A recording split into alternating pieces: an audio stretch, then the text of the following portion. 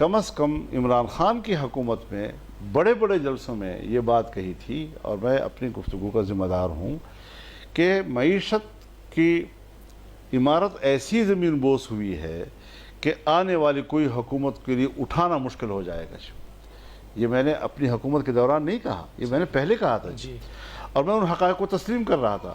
یہی وجہ ہے کہ مجھ سے ساتھیوں نے اختلاف رائے کیا، اور میں نے اپنی رائے پر ضد بھی نہیں کی، میں دوستوں کے ساتھ چلتا رہا کہ آپ باقاعدہ براہ راست عام الیکشن کی طرف جائیں اور ایک مضبوط مستحکم حکومت وجود میں لائیں تاکہ لوگوں میں اعتماد پیدا ہو جائے، ورنہ آپ نہیں اٹھا سکیں گے معیشت کو، لوگ آپ پہ اعتماد نہیں کریں گے۔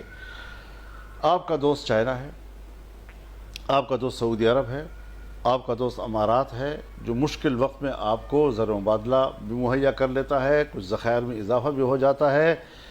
اب آپ مجھے بتائیں کہ جہاں پر 16-17 ارب ڈالر کے ذخائر 2017-18 میں ہم نے چھوڑے تھے، وہ آپ کے آگے صرف 2 ارب پہ۔ آپ کہتے ہیں صرف ڈیفالٹ کی بات آپ کر رہے ہیں۔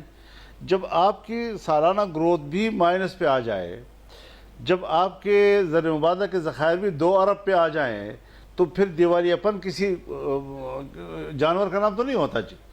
اب اس جگہ سے آپ نے کیسے آگے بڑھنا ہے؟ ہمارے پاس 1 سال تھا، کیونکہ 4-5 مہینے تو ایسے ہی گزر جاتے ہیں حکومت بناتے اور ایڈجسٹ کرتے پارٹیوں کو جی۔ اس 1 سال کے اندر افراطی در کو بھی کنٹرول کیا ہے، تقریباً 6 ارب ڈالر کے قرضے بھی ہم نے ادا کیے، اتنی ہی شاید ہم نے ری شیڈول بھی کیے ہیں۔